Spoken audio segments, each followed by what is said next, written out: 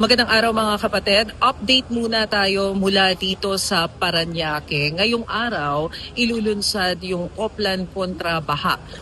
Kanina nakausap natin si DPWH Secretary Vince Tison at ipinaliwanag niya na ang target dito ay magkaroon ng 9 na buwan na sunod-sunod na scaled up na proyekto dito sa mga waterways sa Greater Metro Manila. Makikita natin yung ginagawa nila ngayon, inuumpisahan nila yung paglilinis dito sa Balihatar Creek sa Parañaque. Pero maliban dito sa Parañaque, dire-diretso din yan, magiging simultaneous yung paggawa ng dredging, paglilinis ng mga waterways, sabay-sabayan sa buong Metro Manila para matiyak na mababawasan yung problema sa baha dito. Makikita natin dito sa gawing ito yung mga equipment.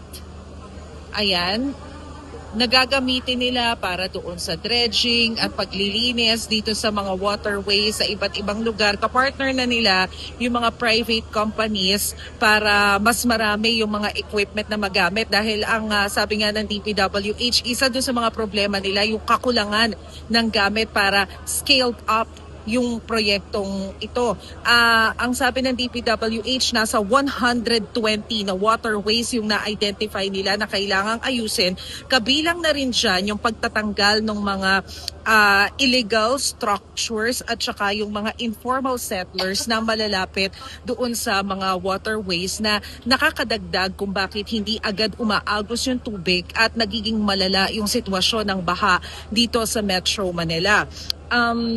Sabi ng DPWH dito sa bahaging ito, papakita ko lang no kasi maya-maya darating na rin si Pangulong Bongbong Marcos dito sa may Parañaque. So nag-set up sila ng monitor dito sa gawing ito. Ayan, makikita ninyo, yan yung monitor dahil maliban dito sa Parañaque, gagawin din yung same project launch dyan sa may Sunog Apog pumping station sa Manila, dyan sa may Kaingin Creek sa may Kawayan, Bulacan, meron din sa Las Piñas at sa San Juan River sa Quezon City. So sabay-sabay itong gagawin, 9 na buwan.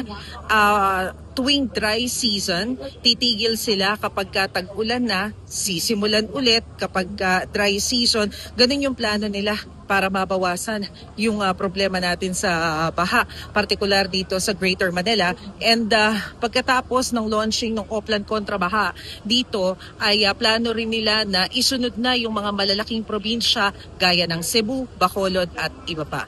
Yan muna ang pinakahuling balita mula dito sa Parañaque. Ako po si Maricel Halili. Magandang araw.